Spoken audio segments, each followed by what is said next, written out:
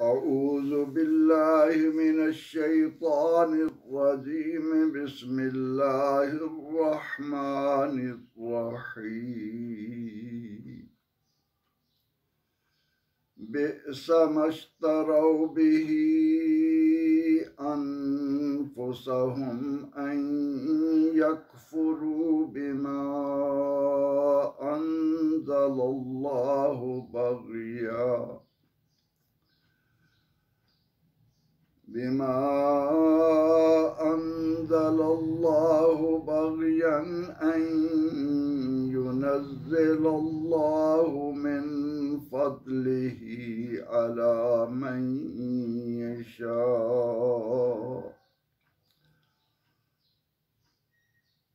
أن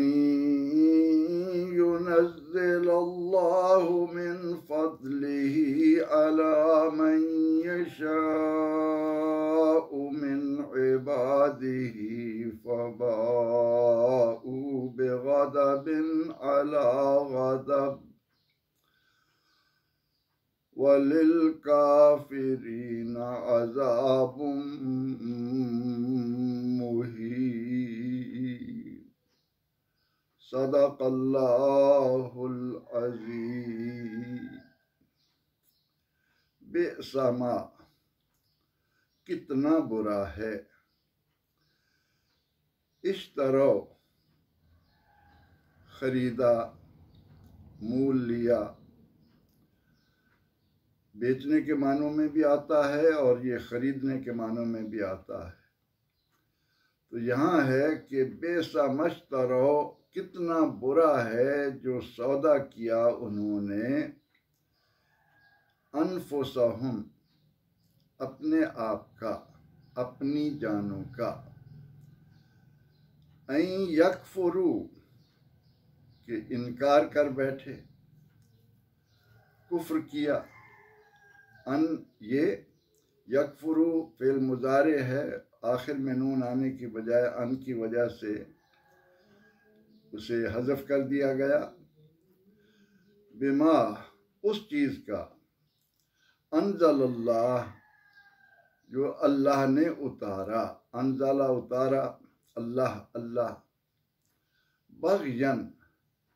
بغاوت، حسد کی بنا پر، ان ينزل اللہ من فضلہ، یہ کہ اتارتا ہے، نازل کرتا ہے اللہ اپنے فضل سے، علی من یشاء من عبادہ، جس پر چاہتا ہے اپنے بندوں میں سے، یشاء چاہتا ہے، عباد عبد کی جمع ہے، من عباد ہی اپنے بندوں میں سے، فباؤوا بغضب علی غضب، پس باؤ حقدار ہوئے، مستحق ہوئے، غضب ناراضگی، علی غضب ناراضگی پر ناراضگی کے حقدار ہوئے، غضب پر غضب کے مستحق بنے، وَلِلْكَافِرِينَ عَذَابٌ مُّهِينٌ، اور کافروں کے لیے،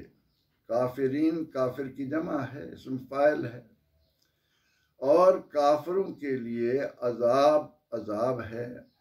مہین اہانت والا، بہت ہی توہین آمیز، انتہائی ذلت والا۔ ارشاد ہوتا ہے کہ بئس ما اشتروا بہ انفسہم، انہوں نے اپنی جانوں کا کتنا برا سودا کیا، کہ ان یکفروا بما انزل اللہ، کہ انہوں نے اللہ کے اتارے ہوئے کا انکار کر دیا، بغین، محض حسد کی بنا پر، اور وہ حسد کیا ہے کہ ان ينزل اللہ من فضلہ علی من یشاء من عبادہ، کہ اللہ اپنے بندوں میں سے جس پر چاہتا ہے اپنا فضل اتارتا ہے، اپنا فضل نازل کرتا ہے، فباؤوا بغضب علی غضب، پس وہ ناراضگی پر ناراضگی کے مستحق ٹھہرے، وَلِلْكَافِرِينَ عَذَابٌ مُّهِینٌ، اور کافروں کے لیے رسوا کن انتہائی ذلت والا عذاب ہے۔ یہود کی نافرمانیوں کا ذکر ہو رہا ہے کہ اللہ رب العزت نے اس قوم کو اتنی نعمتوں سے نوازا، پے در پے ان میں رسول بھیجے، انہیں تورات جیسی کتاب اللہ تعالی نے عطا فرمائی۔ اب ان کا کردار تو یہ ہونا چاہیے تھا کہ جب ہم اپنے آپ کو مومن کہلا رہے ہیں، موسیٰ علیہ السلام کے امتی کہلا رہے ہیں، تو ہماری ذمہ داری بنتی ہے کہ اللہ کی طرف سے جو کچھ نازل ہوا ہے اسے تسلیم کیا جائے۔ یہ بڑی ہی خوبصورت بات ہے۔ قرآن حکیم کس انداز میں انسانی قلب و ضمیر کو متوجہ کر رہا ہے کہ تم بندے ہو، تمہارا کام محض یہ ہے کہ اللہ نے جو اتارا ہے اس کو تسلیم کیا جائے۔ اللہ کے نازل کردہ کو ماننے میں اپنی پسند اور ناپسند کے دخل کو لانے والے کبھی بھی رائے حق نہیں پا سکتے۔ یہ بڑا عظیم نکتہ ہے کہ جب تک انسان اپنے دل کو یہ بات سمجھا نہیں لیتا کہ مجھے تو اللہ کی فرما برداری کرنا ہے، اللہ کی طرف سے احکام آنے والے میری خواہشات کے مطابق ہیں یا نہیں، مجھے اس کی کوئی پرواہ نہیں ہونی چاہیے۔ اگر میں نے اپنے آپ کو انسان سمجھا ہے، اگر میں اپنے آپ کو اس بات کا داعی سمجھتا ہوں کہ میں تو حق کو قبول کرنے والا ہوں، تو اس میں یہ بات نہیں دیکھنی چاہیے کہ کس کو کیا مل رہا ہے، دیکھنا یہ ہے کہ اللہ کسے کیا عطا کر رہا ہے۔ یہ وہ بنیادی بات ہے جس کو شیطان نے نہ سمجھنے کی بنا پر اپنے آپ کو لعنت کا حقدار ٹھہرایا، عزازیل سے ابلیس بنا، ساری نعمتیں اس سے چھن گئیں، اس کا دل و دماغ باطل پرستی میں اس قدر آگے چلا گیا۔ نکتہ یہی تھا کہ آدم کو سجدہ کروں، اور حالانکہ وہ سجدہ آدم کو نہیں اللہ کے حکم کو تھا۔ تو قرآن کریم یہاں یہود کے بارے میں بھی یہی بات سمجھا رہا ہے کہ بے سمجھترو بہی انفسہم، اہل کتاب وہ تو اس بات کے متلاشی بن کر مدینہ منورہ میں اور آس پاس آباد ہوئے تھے کہ اللہ کے آخری نبی علیہ السلام نے آنا ہے، لیکن محض اس بنا پر کہ اگر ہم نے محمد بن عبداللہ کو اللہ کا رسول مان لیا تو ہمیں جو مالی فوائد حاصل ہو رہے ہیں وہ ختم ہو جائیں گے، یہود کے رؤساء ہم سے ناراض ہو جائیں گے، اس لیے انہوں نے اپنے دلوں میں یہ بات ٹھان لی کہ دنیاوی فوائد حاصل کرو، اے جگ میٹھا او جگ کہیں ڈٹھا۔ اس انداز کو سامنے رکھ کر انہوں نے حق کو پس پشت ڈال دیا اور محض حسد کرتے ہوئے دنیاوی فوائد کی خاطر اللہ کے نازل کیے ہوئے احکامات کو ماننے سے انکار کر دیا۔ بات یہاں کیا بیان ہوئی کہ اللہ کی مرضی ہے، وہ قادر مطلق ہے، وہ جو چاہے کرے، وہ ہر ایک سے پوچھ سکتا ہے، لیکن اس سے سوال نہیں ہو سکتا کہ اس نے آج تک بنی اسرائیل میں انبیاء بھیجے اور اب یہ آخری نبی بنی اسماعیل میں سے کس طرح آ گیا۔ اس حسد نے ان کے دل و دماغ کو اس حد تک حق سے دور کر دیا کہ وہ یہ بات بھول گئے کہ ہم تو بندے ہیں اللہ کے، اور اللہ قادر مطلق جو چاہے اپنے بندوں میں سے جس کو اپنے فضل سے نوازے۔ ہمیں اللہ کی ماننا ہے، ہمیں اپنے آپ کو پروردگار عالمین کے احکامات کے تابع بنانا ہے۔ یہاں میری اور آپ کی خواہشات کا کوئی عمل دخل نہیں ہے۔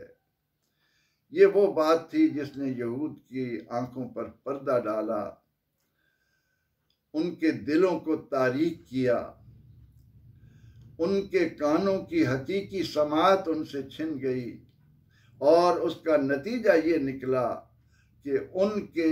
حسد اور ان کے بغض نے، ان کے عناد نے انہیں اللہ کی ناراضگی کا حقدار بنا دیا۔ ایک تو یہ کہ انہوں نے اللہ کے نازل کردہ حکم کو نہیں مانا، اور دوسرے یہ کہ وہ حسد میں مبتلا ہو گئے۔ اللہ رب العزت فرماتا ہے فَبَاءُوا بِغَضَبٍ عَلَىٰ غَضَبٍ، اس بات نے انہیں اللہ کے غضب کا حقدار بنا دیا۔ وہ اللہ کے غضب پر غضب کے مستحق ہوئے، اور آخر میں ایک شاندار نکتہ دنیا کو عطا کر دیا کہ ایمان نجات کی راہ ہے، عزت کی راہ ہے، باوقار ہو کر جینے کی راہ ہے، جبکہ اس کے مقابلے میں کفر ذلتوں کا سامان لاتا ہے۔ کفر کی بنا پر انسان کے مقدر میں رسوائیاں ہی رسوائیاں آتی ہیں۔ تو ہمیں یہ آیہ مبارکہ یہ انقلابی نکتہ عطا کر رہی ہے کہ اپنے آپ کو اس بات کا پابند بناؤ کہ اللہ نے جو کچھ اتارا ہے اسے ماننا ہے، اس میں ہماری خواہش، ہماری پسند، ہمارا نہ چاہنا، ہمارا ناپسند کرنا، اس کا کوئی عمل دخل نہیں ہونا چاہیے۔ یہود کے ذریعے یہ آیہ کریمہ ہم اہل ایمان کو بھی مخاطب کر رہی ہے کہ کیا کہیں تم نے بھی تو یہود کی راہ اختیار نہیں کر رکھی؟ اپنی پسند اور ناپسند، کہ میرا تعلق چونکہ فلاں گروہ کے ساتھ ہے، اس نے یہ بات کہی ہے، اسی میں میری نمائش ہے، نمود ہے، اسی میں میرا نام ہے۔ اس کے برعکس چاہے دوسرا کتنا ہی حق بیان کر رہا ہو، اسے قبول کرنے سے گریزاں ہونا، یقین جانیے کہ یہ عمل انسان کو کبھی بھی کامیابی کی راہ نہیں دکھا سکتا۔ اس کی بدولت کبھی بھی کوئی بھی شخص حق کو نہیں پا سکتا۔ حق کو پانے کا طریقہ یہی ہے کہ ہم نے اللہ کے حکم کے آگے اپنی گردن کو جھکانا ہے۔ مصور دیکھنا میری تصویر یوں بنائی ہو، ادھر حکم خدا ہو، ادھر گردن جھکائی ہو۔ آج ہماری معاشرتی خرابیاں اس مذہبی منافرت اور دوری کی بنا پر ہیں کہ ہم نے اپنی پسند اور ناپسند کو حق پر غالب کر رکھا ہے۔ ہم گروہ بندیوں کے چکر میں اس قدر پھنس چکے ہیں کہ ان کی کہی ہوئی بات ہمارے لیے پتھر پر لکیر ہے، اور دوسروں کی طرف سے خواہ وہ کتنی حق پر مبنی ہو، وہ ناقابل قبول ہے۔ یہود کا یہ رویہ انہیں ذلتوں میں لے گیا، انہیں اللہ کے غضب کا حقدار بنا گیا۔ کہیں ہم بھی یہ راہ اختیار کر کے اسی سزا کے مستحق تو نہیں ہو رہے؟ آئیے اس آیہ کریمہ کی روشنی میں، جہاں ہم یہ معلوم کر رہے ہیں کہ یہود کی دنیاوی منفعت اور ان کے حسد نے انہیں حق سے دور کر دیا، کہیں ہم بھی اس دنیاوی چناؤ کی وجہ سے، اس فرقہ پرستی کی لعنت کی وجہ سے اپنے مفادات کا تحفظ کرتے ہوئے کہیں حق سے دور نہ ہو جائیں۔ دعویٰ ایمان کا ہو اور عمل کفر کا ہو، یہ اللہ کے ہاں انتہائی ناپسندیدہ ہے۔ اللہ رب العزت کی رضا چاہنا ہے تو ہمیں اللہ کا ہر حکم، جہاں وہ فرمائے ایاک نعبد و ایاک نستعین، وہاں وہ تسلیم کریں۔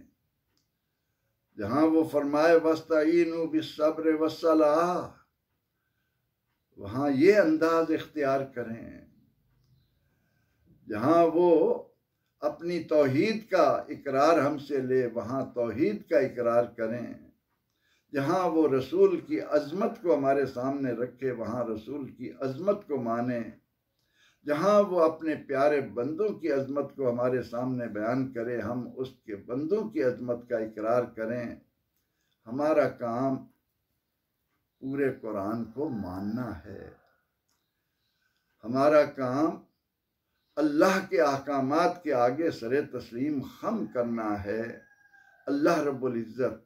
قرآن حکیم کے ان بیان کردہ حقائق کی روشنی میں ہمیں حسد اور بغض اور عناد کی دلدل سے نکالے اور حق کا ایسا پرستار بنائے کہ ہم تمام تر دنیاوی منفعتوں کو پس پشت ڈال کر حق کے ساتھ کھڑے ہونے والے بن جائیں۔ اے اللہ ہماری رہنمائی فرما اور ہمیں حقیقی معنوں میں حق کا پیروکار بن کر زندگی گزارنے کی توفیق عطا کر۔ آمین۔ وآخر دعوانا ان الحمد للہ رب العالمین۔